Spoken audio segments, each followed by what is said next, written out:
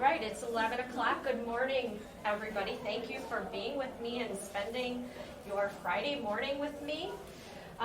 There have been a couple of things that I've been asked to do. That first thing, and I think people probably heard, but this is being recorded, so I do want to let you know that off the bat, so that if you raise your hand, if you ask a question, it may be recorded. So do please keep that in mind if you need to have any kind of confidentiality, or if you, just so that you're aware that you're being recorded. I think that's an important thing for you to know as well, not just me.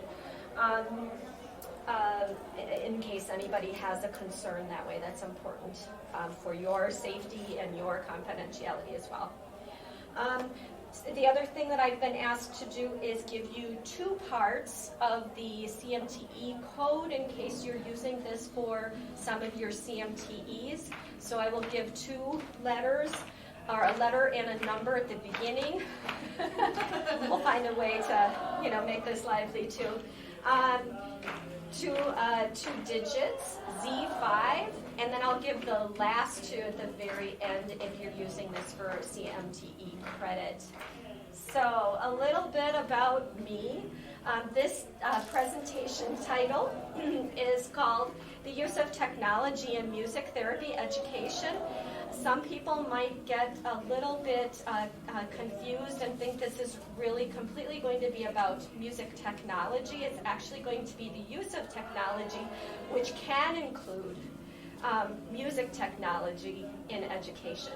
So it's going to be a bit more encompassing than that. And I am Leslie Henry. I teach at Alverno College. I direct the undergraduate program at Alverno in Milwaukee, and I also work with post-baccalaureate students. And I help support some of the interns out in clinical training. Just to explain a little bit about me, I am a cisgender, white presenting female with Hispanic heritage. I am married. I have 4 children, 3 that are in their 20s and 1 that is 17. I have 2 dogs, Chester, who is a beagle, and I have a little Cairn Terrier who's I get to see later today because I'm leaving conference a little early. So I'm very excited to be with you. Today we'll be working together between 11 and 12:15 today. So what I would like to do, for those of you who are willing to tell me a little bit about the experiences you bring here to this session today, so that I can, work with some of the things that I hear and make sure that I encompass them in a way that's useful to you. So if you could raise your hand, if you're a student. Awesome. I'm so excited because I really want to learn from you as well. Any interns? Okay. Faculty. Okay, so we got a mix of faculty and students so far. And then how about professional music therapists? Fantastic. All right, so you may do a little dual role as well. Well, I hope to be able to bring in perspectives for all of the walks of life and identities that you bring in to this session today. There's something that seems to be missing. That skipped over for some reason. So a little bit more about me. I do direct that program, as I talked about at Alverno College, but I also do teach a couple classes in our graduate MMT. And I have a diverse set of clinical experiences. Before I started teaching at Alverno, I practiced music therapy for 22 years in a variety of different settings. And I love music therapy. Probably it's one of my absolute favorite things to talk about, and I am a music therapy nerd to the core. And now I've been teaching for 6 years, so I have some experience under my belt for that as well. I recently authored a book chapter titled The Use of Technology in Music Therapy Education. While I'm not going to go over all of the topics in that chapter, I have a picture that depicts that book, and it is available now. It just was released about a month ago, and it is a navy blue cover with some geometric shapes that some of them representing musical symbols and also instruments. And also displayed on this particular slide is the Alverno logo, also depicting our 75 years of having a music therapy program, which we're just kind of entering that season. 2023-2024 will represent 75 years of music therapy at Alverno. We were one of the first training programs in the country, so we're pretty excited about that. So getting to know you, we did. The overall overview of what we're going to be talking about today is thinking about what kinds of needs exist for individuals who want to become music therapists, for the individuals who are working towards becoming music therapists, and also those people who want to seek out advanced training in music therapy. So we'll talk about how we might think about meeting those needs, because this is something that will help us grow and continue to expand the practice of music therapy. We'll also talk a bit about different kinds of program formats that are out there, and then finally we'll talk about some educational and clinical training considerations. So some of the questions that are helpful for us to consider and to think about, there's some points that are really helpful for us to consider about the landscape of education, just so we can create this foundational understanding of where higher education is going in the United States. Today's students really benefit from blended levels of learning for a variety of reasons. It helps create accessibility. It helps create consistency. It helps provide different formats for those students who may need it. It can help connect people in a variety of different areas who can't access or move to a program. And so there's a lot of ways that we can blend, as educators, blend those learning opportunities for students so that they can, reach their career goals, whatever they may be. Also, there's a large study that happens nationally, and the last time it was run was 2016 by Seaman, who I have in the references, talks about that there's increasing numbers of students that are taking at least one online class. And this was before COVID. The numbers just continue to grow. And then, of course, when COVID-19 happened, they really exploded out of necessity. It's like nothing like necessity being the mother of invention. But there's an important distinction to consider, that COVID emergency learning does not equate to well-constructed, distance-based education. They're very different animals.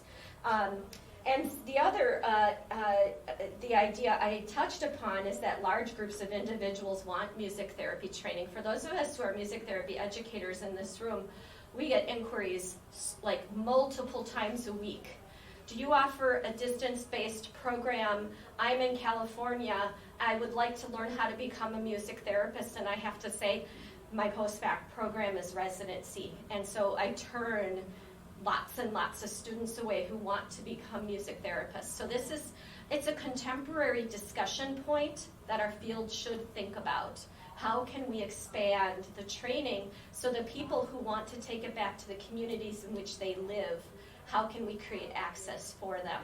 So if you have multiple rural areas within your state that want and always talk about recruiting, but they can't attract people from their areas, how do we make it accessible and still meet the competencies and the quality that, to bring really skilled music therapists to those areas?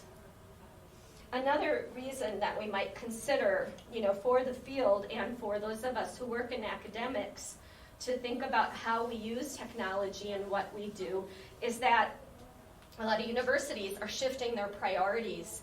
And like I was mentioning, how can we create access and alternative ways to meet the needs of students of today? we learned a lot with COVID, and that was that we can bring in flexibility when it's designed well.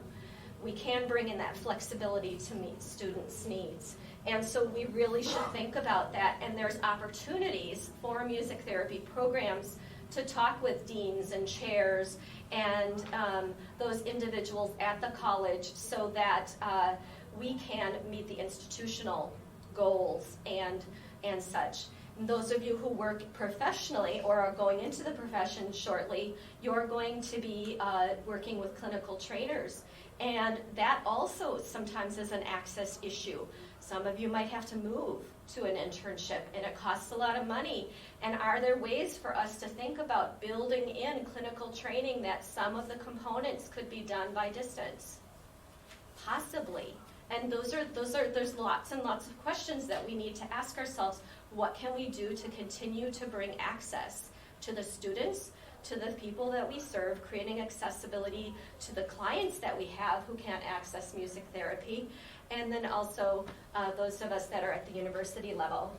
And doing these kinds of things and asking these kinds of questions are really going to propel us forward. So if you think about it, there's roughly about 10,000 board-certified music therapists in the country right now. You compare that with some other statistics that I think are relevant. There's, I haven't looked recently, but I think there's about 5.4 million Americans with Alzheimer's disease. And that's just Alzheimer's disease. Or if you look at affiliate fields, there's 142,000 speech and language pathologists. 142,000 to 10,000. How do we begin to bring those numbers up so that we can get people the services that they would like and deserve and need? It's by training more people and opening up opportunities in a way that's measured and helps bring people to the competencies. So as I mentioned before, there is a way for us to be contributors to core missions in the agencies that we work. If we want to create a clinical training program or some type of internship that builds in, maybe the intern comes 3 days a week and maybe there's 1 day of some components that bring in distance. Or so if that student needs a day of like decompressing, to meet disability needs or something like that, we can think like that. There's nothing saying that we cannot if we still meet the competencies. So really the ideas are as big as what are in your heads. And there's so many of us here that if once we begin to think of the power of all of our minds going here, there really could be a lot of possibilities we haven't really examined yet. And the last, music therapy is behind other allied health professions. I know some of you might be like, oh, that's not a surprise, and some of you might be like, well, there's things that are difficult to teach, like music, online. We all learned that with the pandemic. It was very challenging to make music simultaneously. Those things are improving. So for those of you going out to internship, having clinical practice, there are ways that we can, think about which therapeutic music experiences work the best over telehealth, and how can we design the ones that work the best in telehealth, in those situations. There's also going to be clientele that you're going to work with that may prefer telehealth. And so I'm going to ask the question later on, should we introduce a telehealth clinical into our competencies? Potentially. All right, so let's take about 3 minutes. Write down something or think hard. One way you might lift the core mission of where you're working, or if you're a student, how might you get some information into your professors' minds about something from your own experiences that you think could be helpful for future music therapists? So take 3 minutes and I'll watch my watch.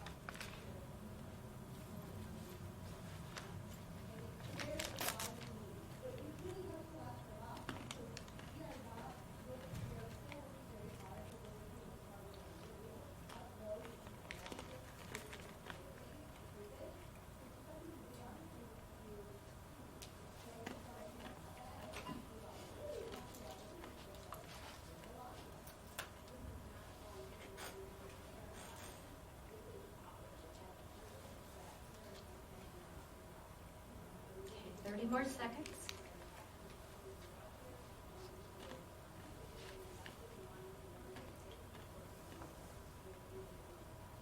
Would anybody like to share something that they wrote down?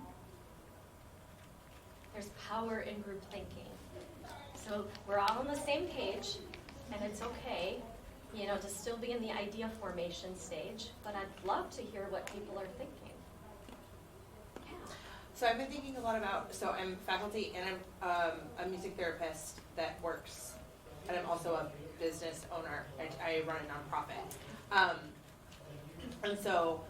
And I have music therapy clients that have been telehealth and want to remain that way. So I've been thinking a lot about increasing the access of planned music therapy interventions that are specifically designed for telehealth or can be easily adapted to telehealth, and then sharing that information with others and the therapeutic intent and the therapeutic process and goals and objectives related to those interventions and how they can be scaffolded, and sharing that information with others. I hear a future presentation or journal article. Maybe. Very good, very good. And you also raised your hand. Thank you so much. I'm a student at the University of Evansville. I've been in 2 practicums with older adults, and some days they have bad days, especially those who struggle with memory. And I would love to give access to those who are wanting to stay back in their rooms.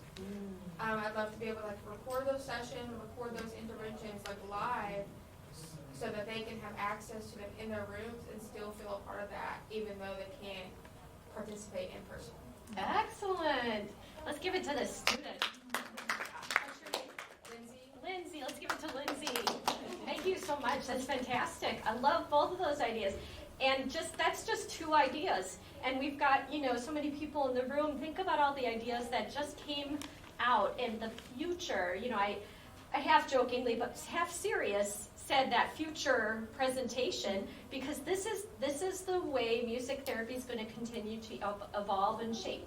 When I think about when I was a student, which was a few years ago, the field of music therapy has changed and evolved so much since that time, and it's going to continue to, because the field is just as dynamic as these individuals that are music therapists and music therapy students. It's going to be dynamic. It's going to continue to evolve and change with the world around it, as it should, because if it doesn't, then I'd be a little concerned. So very good. That's so exciting to me. I love those ideas.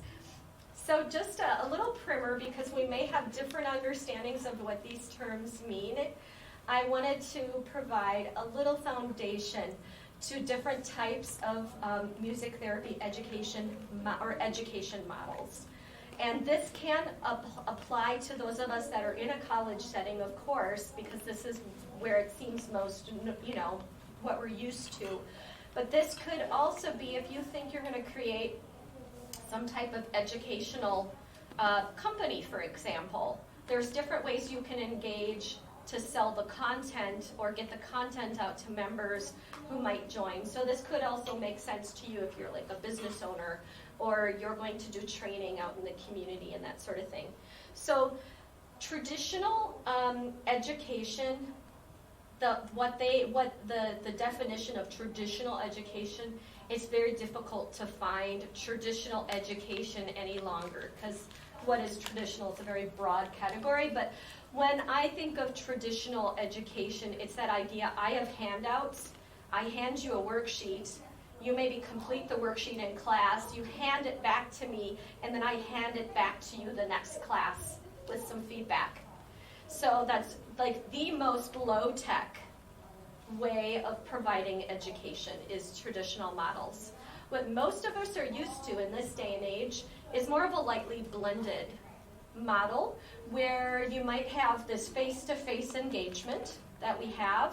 And for those of you watching on the recording, you're watching a recording, and so that recording does have a little bit more of a blending, because the folks that are watching that, it's more technology, whereas you're all right here with me. So that's the difference between the two there. So lightly blended will be what most of us are used to this day and age in education.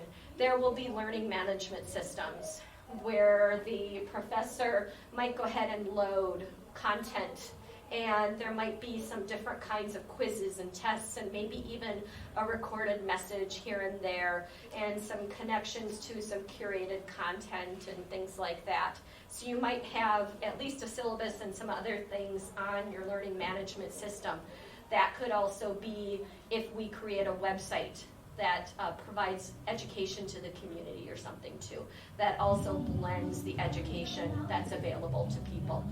It's going to be a really, I think, sound-filled day today. Love it. Nothing like a music therapy conference, seriously. And then hybrid, that's going to be a little bit more techy.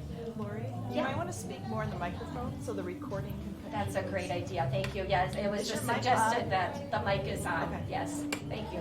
And they did not really account for my height. Do you want to move it closer to you? No, I'm good, thank Okay. you so much. Yeah, that's an important part. We have to, I don't know what we have going on, is that Lori Berkner or something? Kind of sounds like it maybe. So hybrid involves a bit more technology, so that's going to be like maybe some recorded lectures, flipped classes.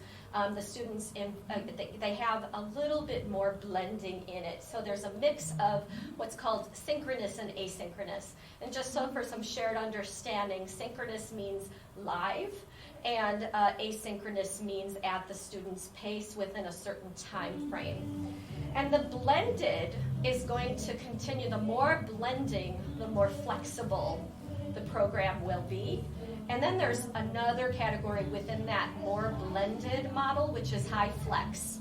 And that is a little bit more challenging to plan for it, so it requires a great deal of planning because you're going to have students in a classroom, and then you might have students that are in other parts of the country, for example, and they're watching from that other part of the country, and you work those students into that model as well. So like you create breakout rooms, and maybe somebody with a laptop joins the breakout room so they're at the table with the people at the table. So you find ways to bring everybody into the class, or maybe there's even specific ways that you meet those distance-based students where the live students, they do the breakout groups, and maybe they distance-based students get excused and they do some asynchronous work. So there's lots and lots of combinations that the instructor can really think about as they come up with these ideas. And then online, that's fairly straightforward. It's purely online. And again, can be synchronous or asynchronous. So some examples of what blended learning might look like include flipped classes with video lectures and tutorials, computer-graded tests or quizzes, classroom lectures and discussion face-to-face or digital, curated readings and resources, varying levels of flexibility, as I had mentioned in the previous slide, and clinical training over digital platforms. I'll go into a little bit of each of these so that we get some ideas, but I bet some of you have experienced these firsthand. Raise your hand if you have. So yeah, more than half of our class have experienced these kinds of things. You know, there's a lot of ways that we can think about building that technology into class. Some of the things that I enjoy doing the most are creating shared Google Docs when we're face-to-face. And so when we do these think, pair, share kinds of activities, there's maybe 3 sets of Google Slides that I have cloned. And that breakout group brings up that Google slide, and they can go ahead and work on a slideshow or a presentation collaboratively at their table. Or if we're teaching online and everybody's together, we can still build all together collaboratively because I have shared that set of slides that I've created with those people in that breakout group. And then because I give them editing capability, they have the ability to add whatever they would like on that, which is really flexible and helpful. So when we do that think, pair, share, it really makes the education experiential. Now everybody's got a different setting. You know, we have at Alverno, we have tables and chairs. We do not have lecture style classrooms. We don't have like, you know, the setup where there's all sorts of chairs and then maybe a desk you pull out. So that really works well for our setting. Now there's other ways that you can think about building in that meet your situation. So if you do have that larger lecture hall, you don't have the tables and chairs, there's other ways that you can build in that flexibility as well. The clinical training over digital platforms, I'll be covering that in a little bit. And I'll cover also the curated reading resources in another slide. Okay. What are some points that are helpful for us to keep in mind? Well, there's a lot, and I haven't included all of them. It's not completely extensive on this in this presentation. And I think I just realized I made a mistake.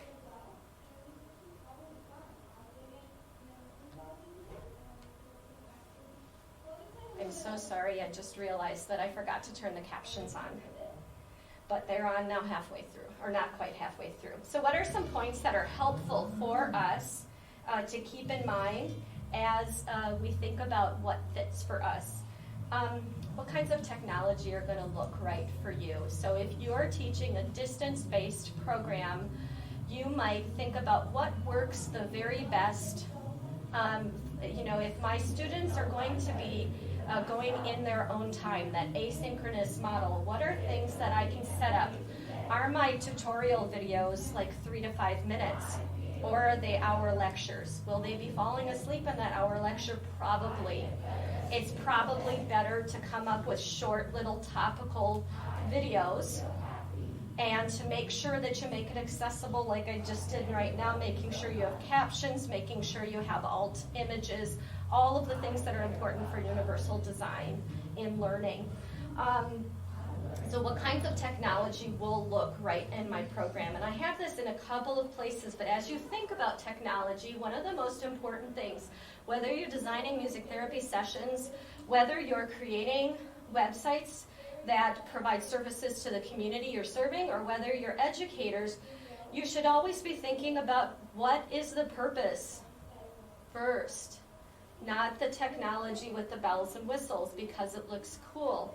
And that seems like a really straightforward thing, but technology is so alluring that you want to get used to it and you want to try it, and then you incorporate more and more of it, and it becomes so complicated for both you and the person trying to use it that it becomes frustrating. So it's helpful to really think about what do I need it for first, and then find the very best tool that you can that's the most reasonably priced for you or available through your school or your business. That's the very best way to go. Just like when we design music therapy sessions or we have music therapy sessions, what's the goal? What does the person need from us the most? And then we design or we think about it or we co-create together. So important. So then the other thing is how much technology is needed. And that is another thing that we get into that alluring kind of situation where you think, oh, well, that one's great, and that one's great, and that one's great. And then by the end, you have like 5 different forms of technology in the session or in the class. And you're feeling overwhelmed because you have to be somewhat of a content expert in all of these things and know how they work and feel confident about what you're doing. And you've put so many things in there that you end up having some time management issues because you're finding you're working maybe well over what your full-time, hours are. And it becomes a burden more than a help because technology should help, not be a burden. The other thing is really about the students or the other users. So if you're working with clients, you want to think about, maybe one form of technology until they get used to that one form of technology, and then adding another technology. And if you're that teacher, if you're the instructor, you want to think about limiting the new forms of technology to about 2 to 3 per class, period. because if you have so many different things that the students have to learn, they're also, and this can be generalized in a therapy session as well, the more things that somebody's trying to learn, it's the more things to keep track of. And when you're in a stage where you're learning new information and you've got to figure out how to put a PowerPoint together and you've never put a PowerPoint together, that's new learning too. You have to account for that new learning as well, and the time it takes for that student or for the client to take in that information.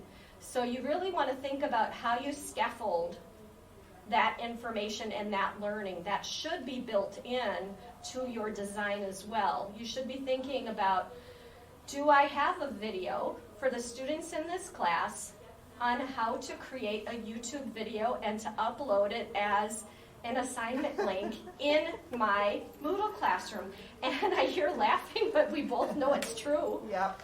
Oh, yeah. And I just learned it this week, and it was a perfect reminder because I got these students emailing me their YouTube links because they couldn't figure it out. It's like, oh, shoot.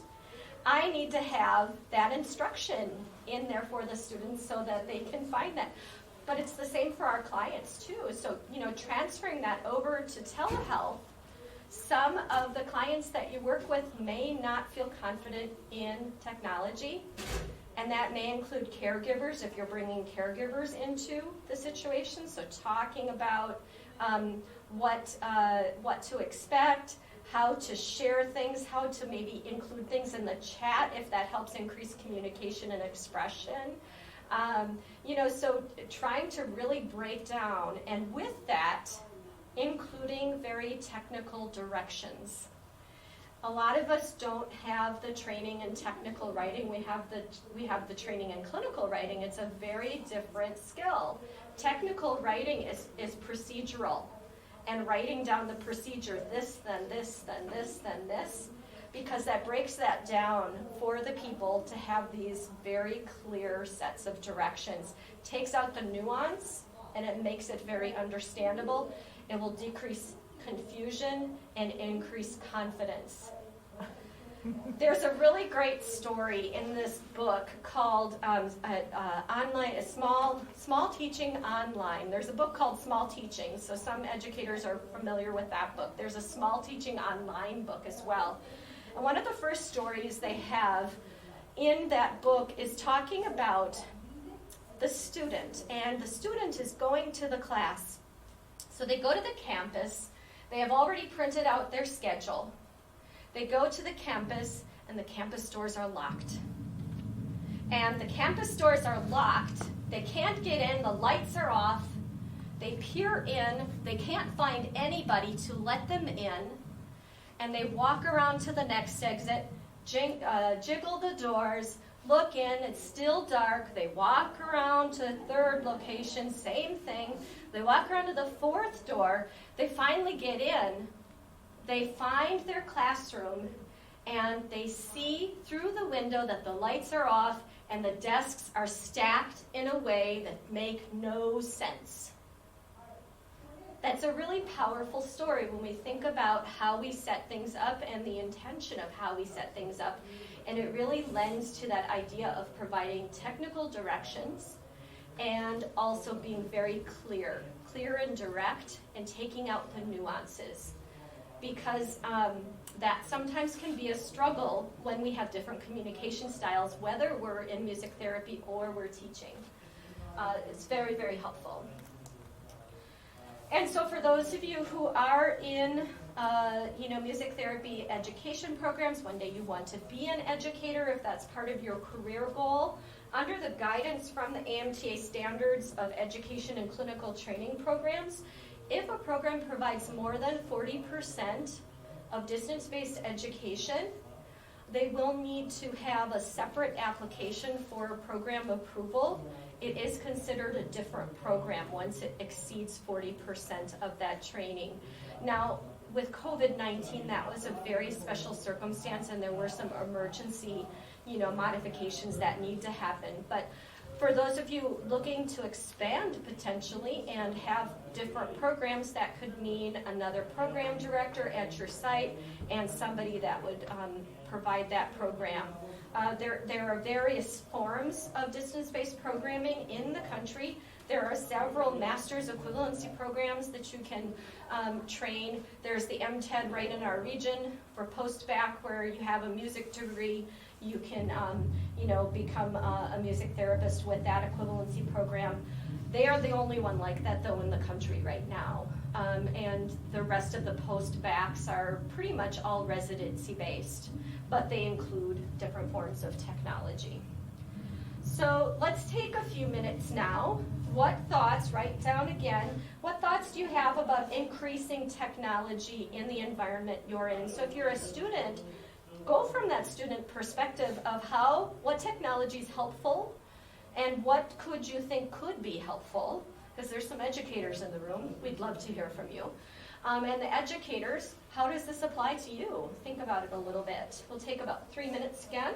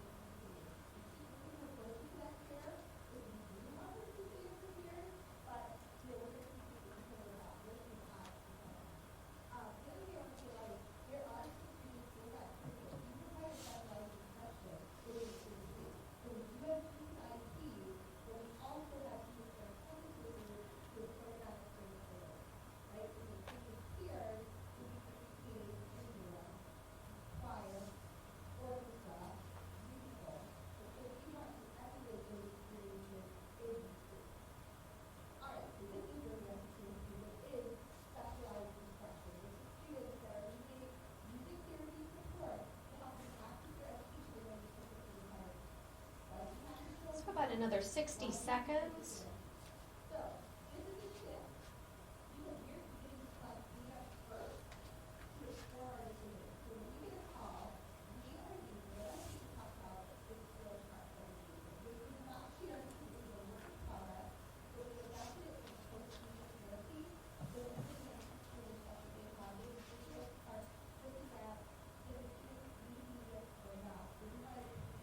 All right, do we have a couple of brave souls that would like to share what you thought about? What suggestions do you have for us?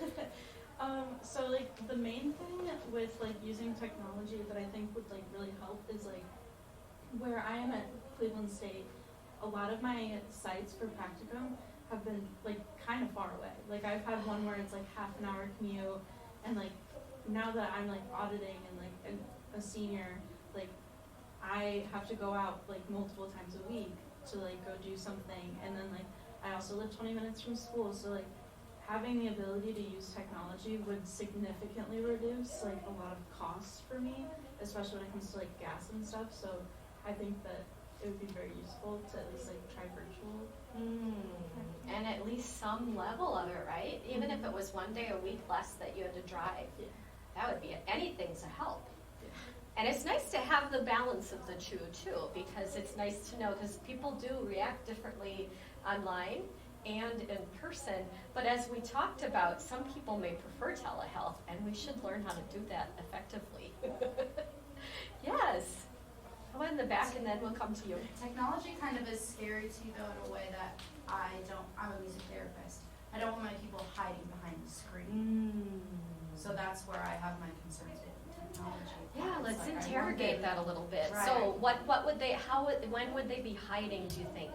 I don't know. I feel like music is just one of those things that's really hard to communicate emotionally, or feel like live music is so different than recorded music. I mean, that's just kind of a fact. So It it's just maybe they aren't being fully themselves, or maybe they're hiding behind their anxieties of like if we have goals of communication goals, or personal, like I don't know, any kind of goals that maybe we should be doing face to face. They can use the technology as the excuse and be like, oh, I don't want to come today.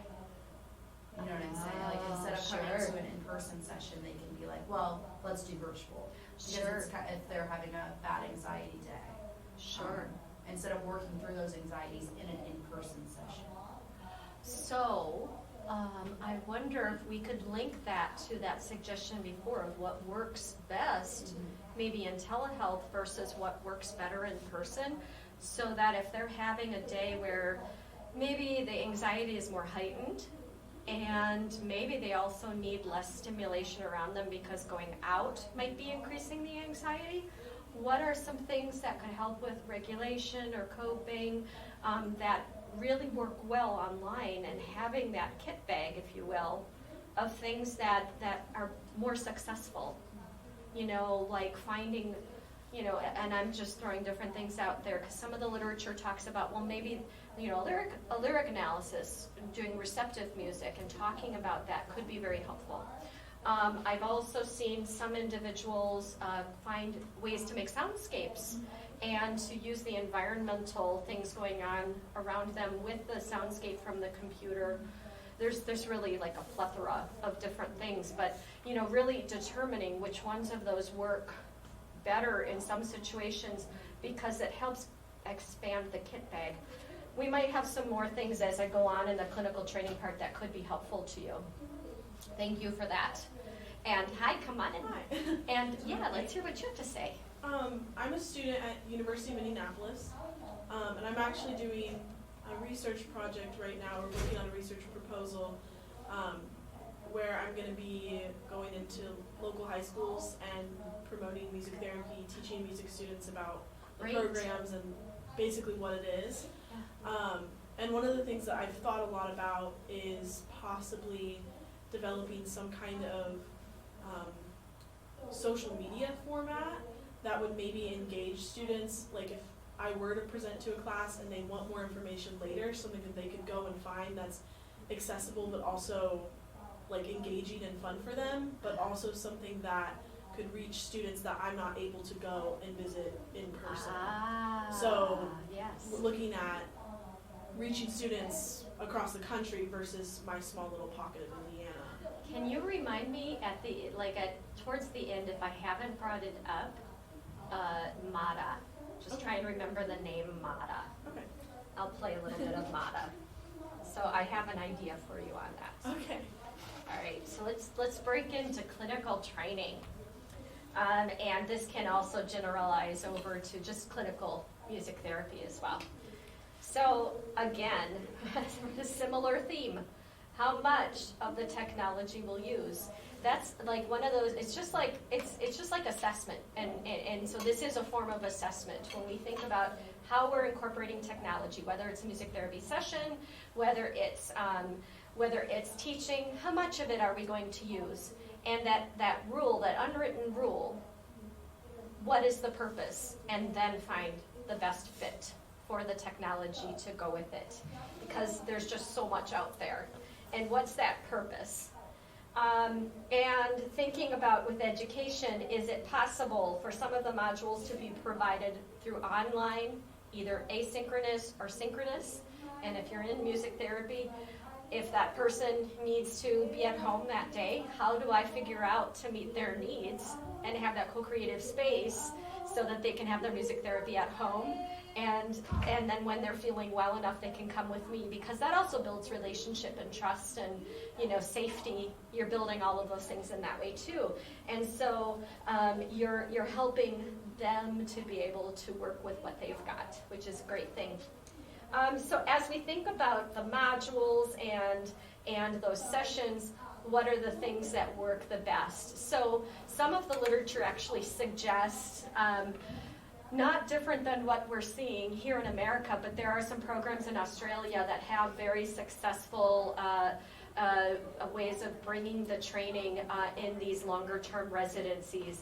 And we do have some of that here as well, where people will come for the longer residencies and they're working more on the therapeutic skills, because those do work better face-to-face, and that is what the literature is suggesting. And sometimes for the collaborative music making, you know, you do some of that together, and then there's also ways to build in some of the music making online. But as we've been talking about, you find out which ones work the best online and which ones work the best in person. Because there's different benefits of them all. So really determining that.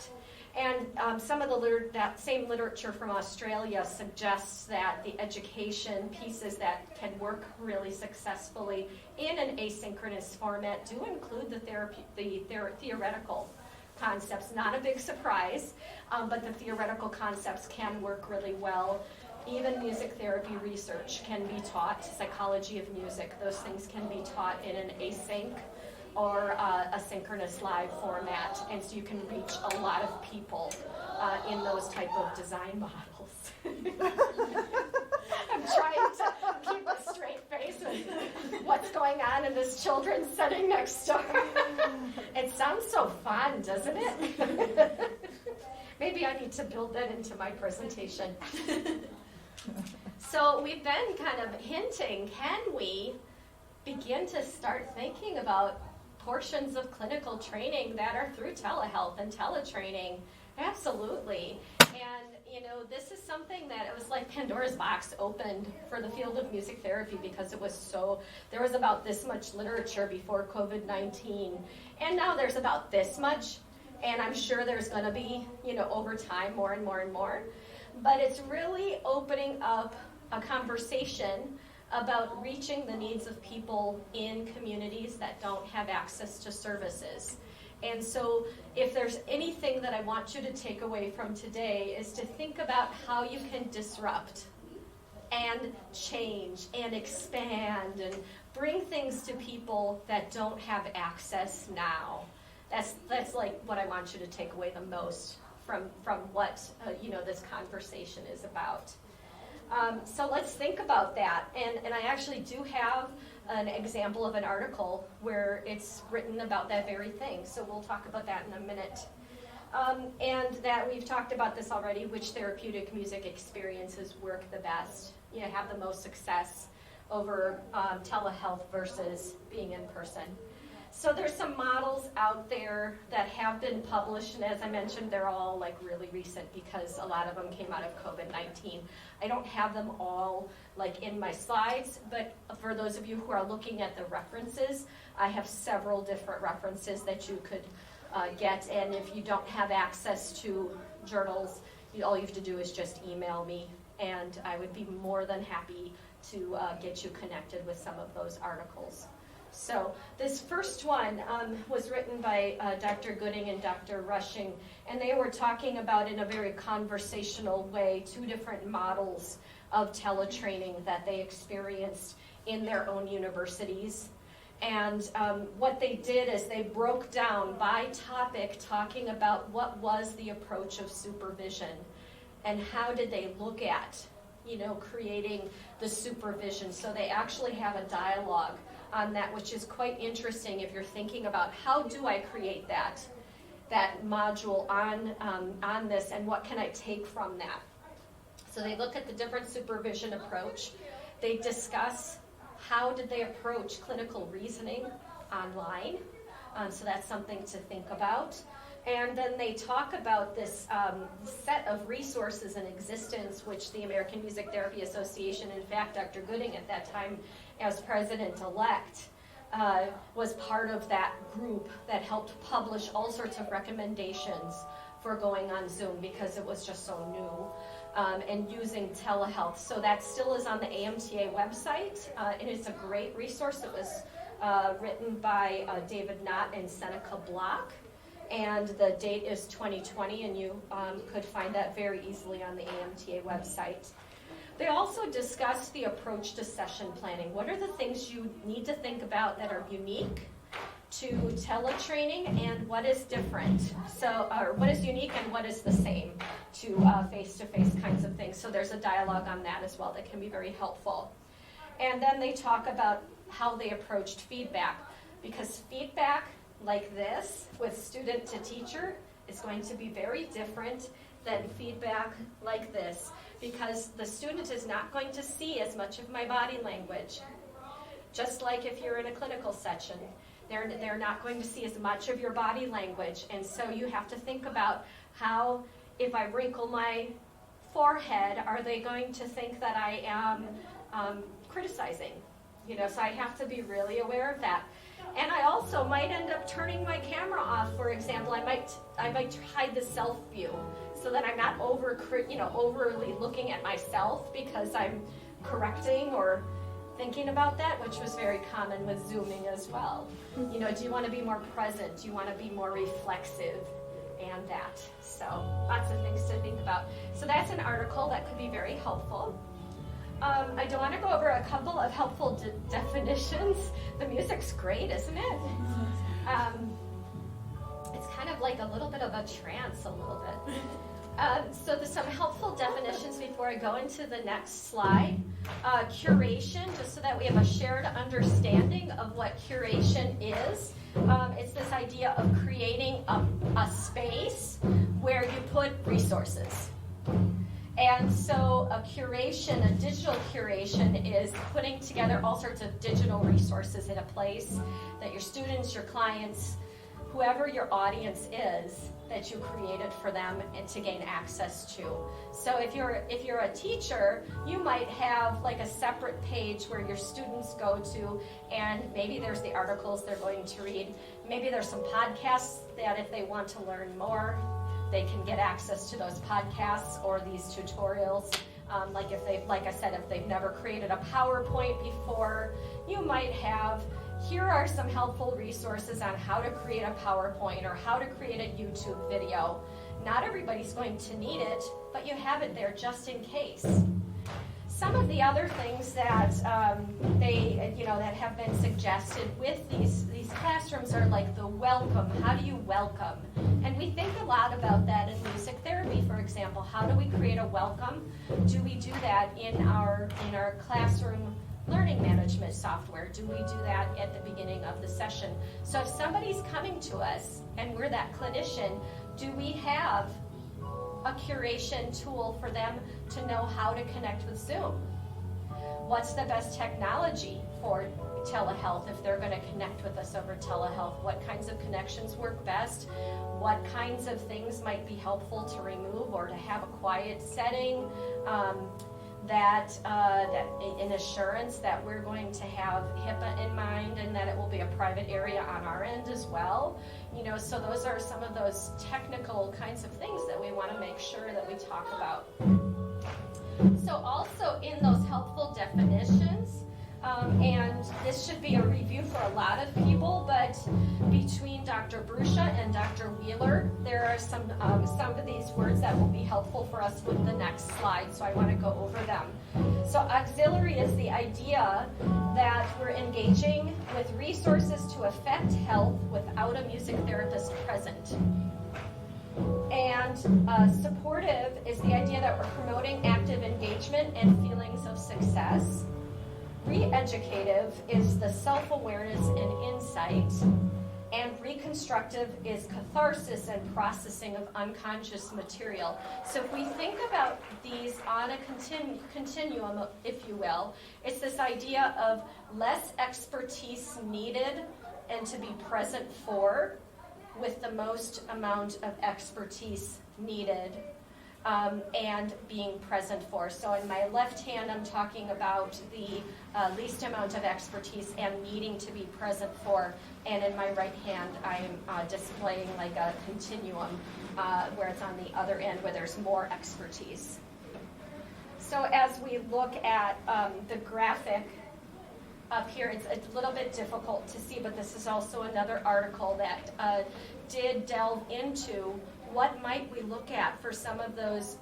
This might work better in this situation, this might work better in this situation. So looking at practices, really, and which might be the consideration. So they create this model for us to think about. The authors, Carolyn Moore, Dr. Megan Masco, and Dr. Natasha Thomas.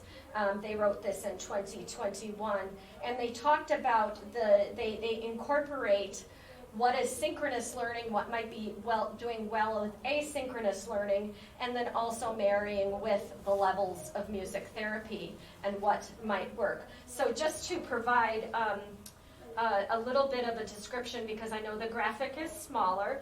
There is a graph, or a table I should say, and in the first row there are several columns headed with referral, assessment, plan, implementation, facilitation, evaluation, and termination all the way across. And in this first row, the word curated content is listed there.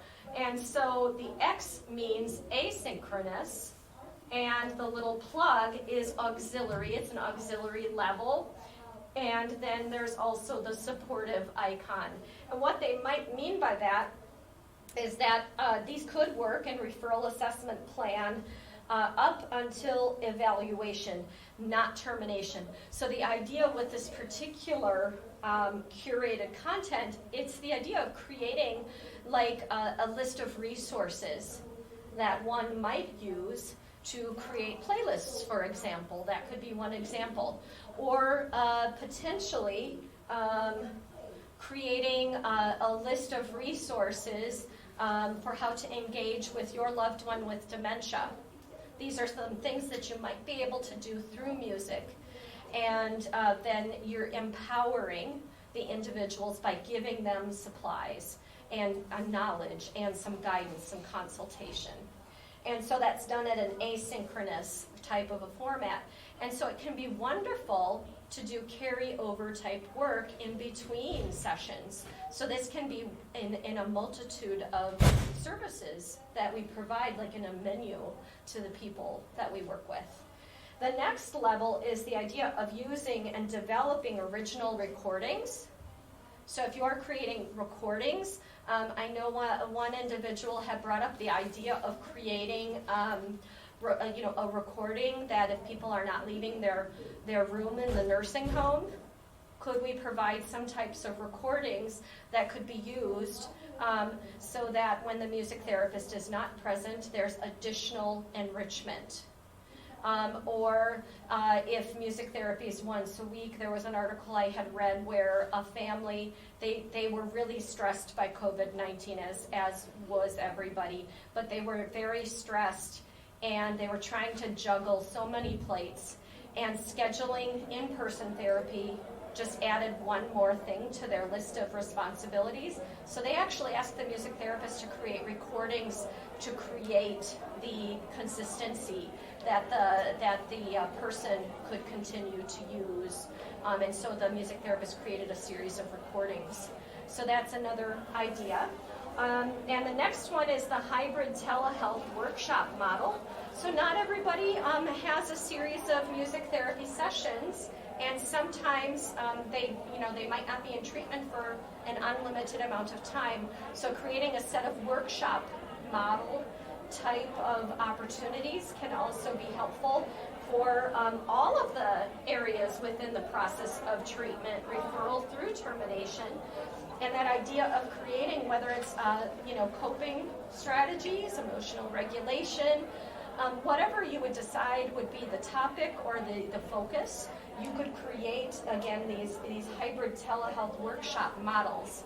And the workshop, meaning that they can take from it what they need, and if a single session works well, or a series of sessions works well, that's how you could think about that. And then telehealth model, that one provides the most flexibility and also reaches the highest level of expertise. So we see reconstructive, re-educative, supportive, auxiliary, all of those can fit within this particular model. So I encourage you to check this particular article out, as it's quite helpful. It gives some suggestions and a framework for us to think about in terms of what works well in different settings. So there was another article, Michelle et al., where they talked about blending teletraining into internships. And this was a large private practice. This is in the Dialogues of Music Therapy journal that you could check out, written in 2022. And they discuss in a very open way what they felt worked really well and successfully, and where things needed to change and grow, that there may be some limitations with the online model. So this is where there might be that opportunity to have some sort of balancing in there where maybe the intern would go for a certain length of time in person or maybe so many days a week. Again, this has the potential to help with accessibility, both with disability and financial reasons, and can create some flexible options for students and interns. The equipment that they used were things like Calendly, the iCal, and they would do this group scheduling because there were 5 music therapists and a couple of interns, so they had to have a place where they could drop all this communication and to coordinate, so they used those. They used Google Classroom for readings and assignments, so there was a curated space in which to hold all of this information. They used Google Docs, sometimes shared and sometimes where it would be submitted in some way if there was an assignment, but that was a great way that was cloud-based and also protected for them to work on documents that they might need. Obviously they used Zoom Pro because it had more of the HIPAA compliance, which was necessary, and FERPA compliance because they're still interns. And they used things like onboarding videos, like I had mentioned before. It's great to give opportunity for people to be able to see these videos of what I'm going to expect before I have to be there on my first day. Students, students and interns and clients, I think there's a lot of similarities in there. We like to take time to think about what we're going into before we go into it. We feel much more prepared. So by doing things like having onboarding videos before that first day, whether it's our classroom, whether it's going out to internship or our clients, anticipation can bring anxiety because we don't know what to expect. And so when we can create these kinds of opportunities for whoever the people that we're working with, it can help them. So some of the advantages they identified in the article is obviously it allows for a great deal of flexibility. It provides accommodation for disability, distance, and finance. And the disadvantage, there were some challenges they did identify with assessing competencies. Sometimes, like I was talking about with the body language, or if there were sound issues, which, you know, sometimes that's still a little bit difficult, but it can be worked around if you identify which are the sound-related things that work best over a digital type of a medium. Okay, so let's take one more reflection. Write down a way that you could incorporate technology into your clinical training model, or for your students, what's something you'd like to see? So take 3 minutes.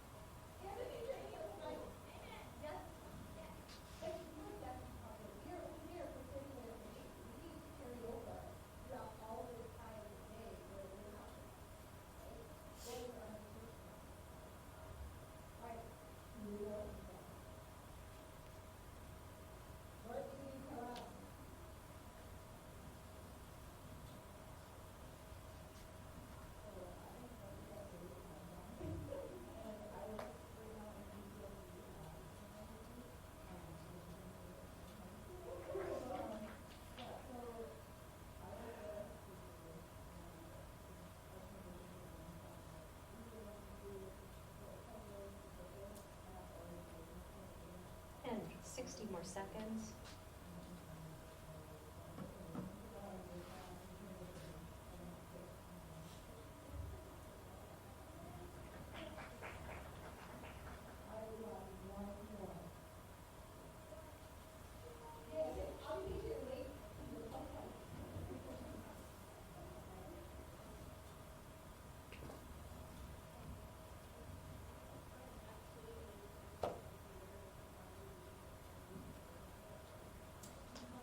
we have some brave souls willing to share.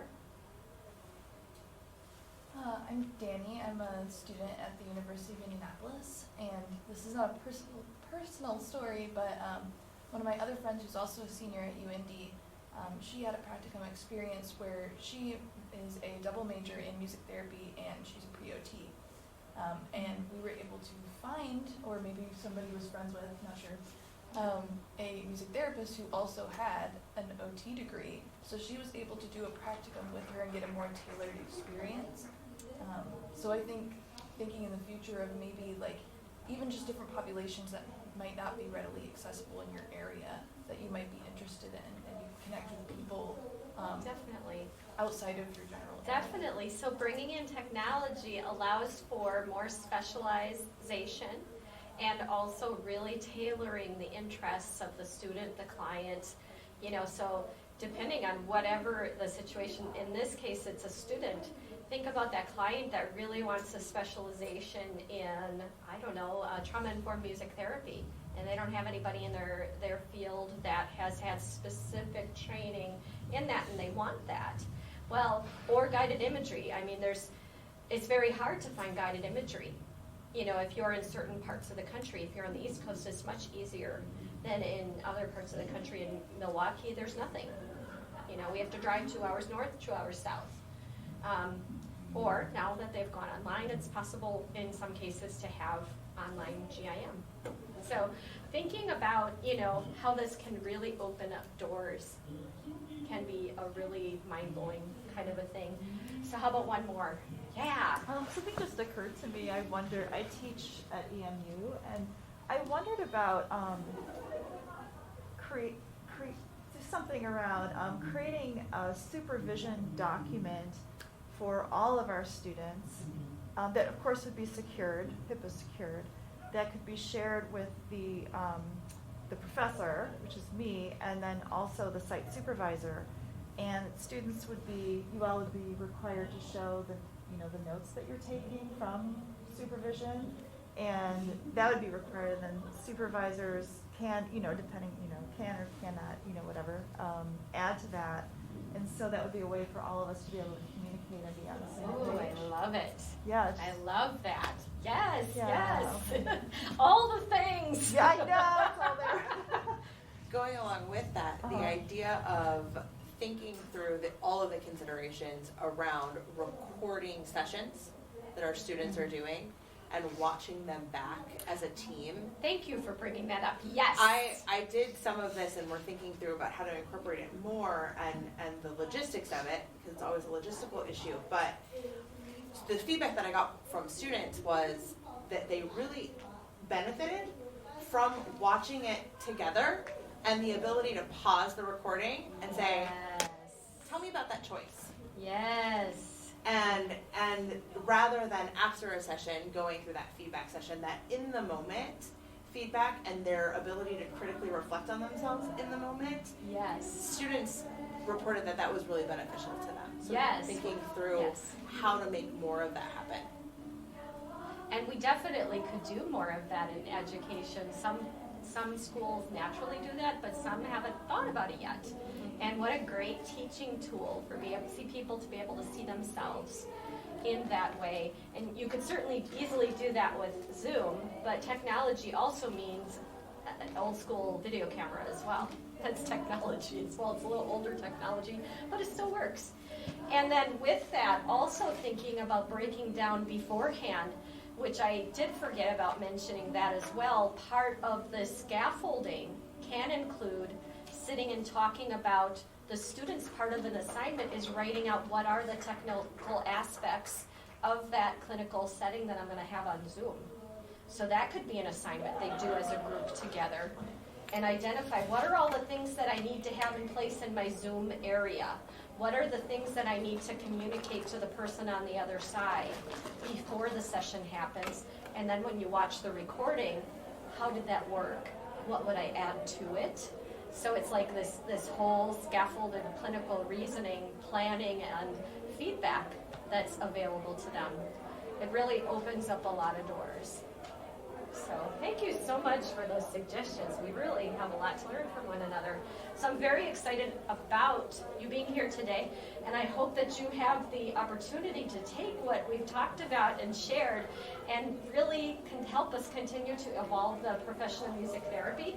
I have a variety of resources or references that I did talk about in the session today. Again, if you don't have access to some of these academic journals, if you need to reach out to me, feel free to do that. If you've been waiting for that second part of the CMTE code, it is T8, so that you can get your credit for being here if you're collecting CMTEs. And I just want to thank you for being here and spending time with me today. I hope you have a wonderful conference. And any questions? What was that motto that you were? Thank you for reminding me, because I knew I would forget, and that's why I said, please remind me. Now I hope that the audio works, because I told him I wasn't going to need audio, so I hope it's okay, but we'll see.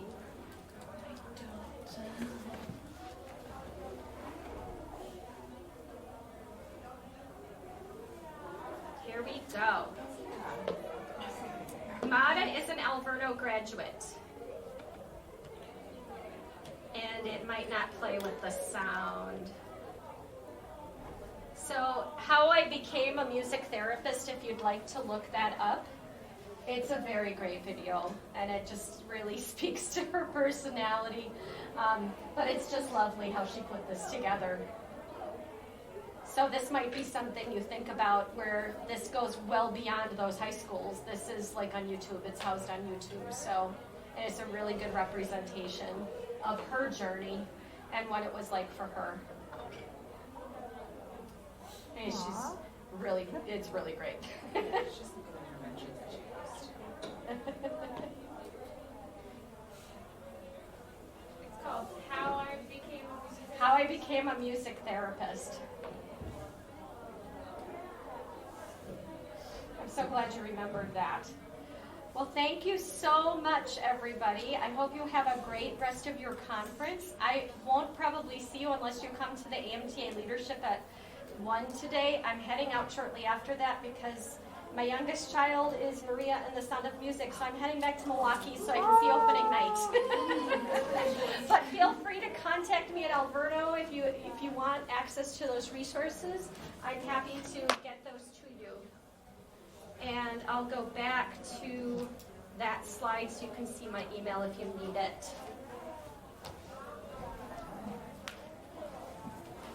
Leslie, what was the beginning code? You bet. It is Z5. Okay, thank you. Yes, you're welcome.